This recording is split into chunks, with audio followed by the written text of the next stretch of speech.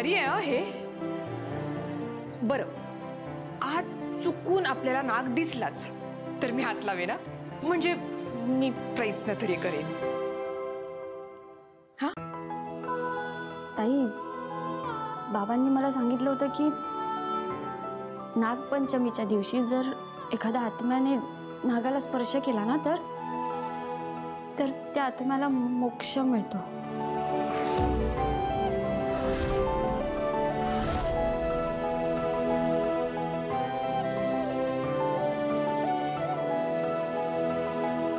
खरंच? बाबा म्हणाले होते।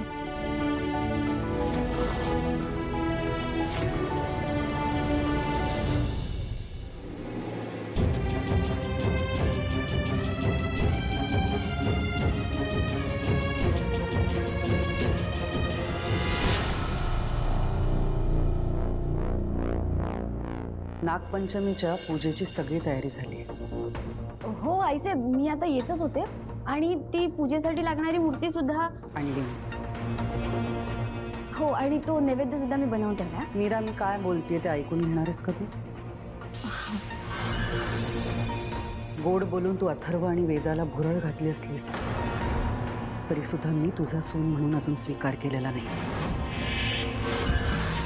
नागपंचमीच्या पूजेनिमित्त मी तुझ्या पावित्र्याची परीक्षा घेणार आहे। आईसाहेब, तुम्ही मला सून म्हणून स्वीकारणार असाल तर मी कोणती परीक्षा द्यायला तयार आहे। मीरा, परीक्षा काय आहे ते तर ऐकून घ्या आधी। उगाच उत्साहात कशालाही हो म्हणायला जाऊ नकोस।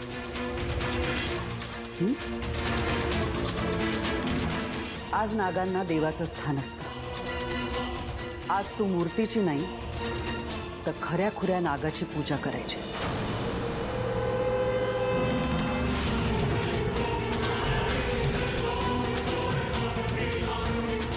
तू तुझ्या उंजळीतून खऱ्या नागाला नैवेद्य दाखवायचंस।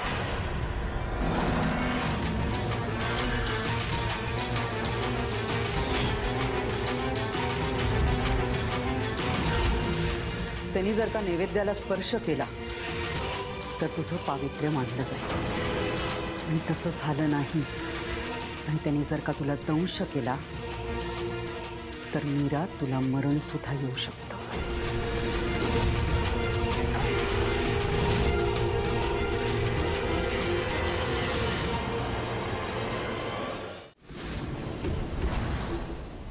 हा तर जीवाशी खेळ झाला ना।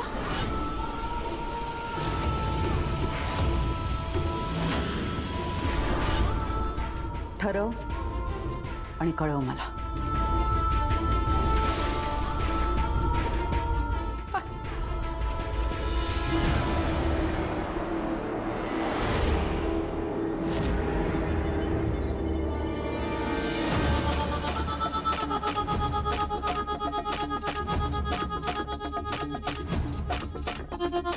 मीरा, मला माहिती ही परीक्षा जीवघेणी आहे,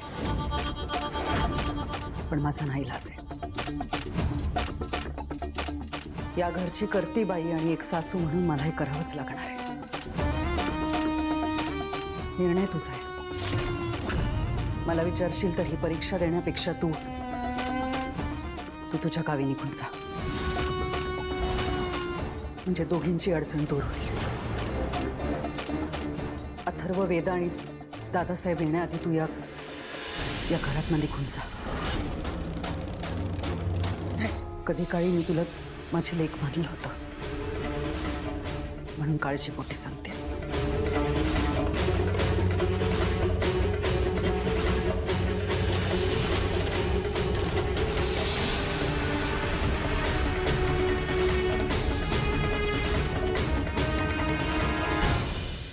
मीरा, मीरा, हे बघ, आत्ताही चिडले आहेत ना म्हणून एवढी कठोर परीक्षा घ्यायचं म्हणते। हा, पण तुला ही परीक्षा द्यायची काही एक गरज नाहीये, ठीक आहे?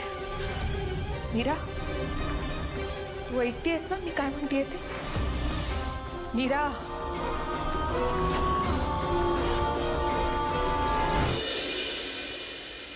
माया, आता आटोपना लवकर झालं की नाही? झालंच ना। हां वहिनी, झाली सगळी तयारी. पूजा करून घेताय?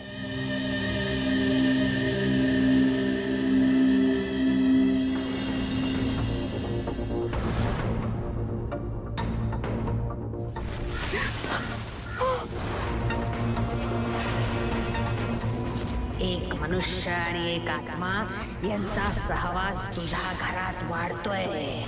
त्यामुळे आपली शक्ती क्षीण होत चाललीये. इथून पुढे कुठल्याही पवित्र कार्यात तुला अडसर येत राहणारच.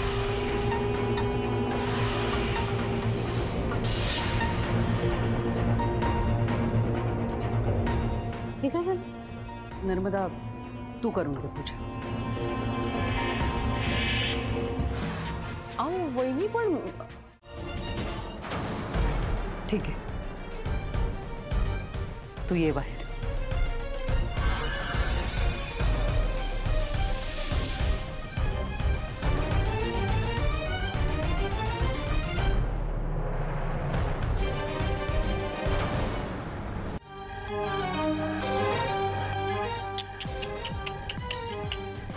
मीरा,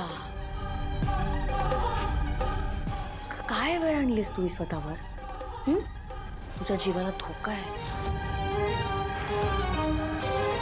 माझा एक गपचूप बॅगा भर आणि गावाला निघून जा. Safe option. माया, मी तुझ्यासारखी पळपुटी नाही आहे. वा, कट. मग एक काम कर, म्हणजे स्वतःची एक शेवटची इच्छा वगैरे असेल, काही शेवटचा निरोप द्यायचा असेल तो मला सांगून ठेव. म्हणजे तुझ्या वतीने सगळ्यांना देऊन टाकेन मी तो. तू काळजी नको करूस माया. मला काही झालं ना तर मी तुला सुद्धा घेऊन जाईन.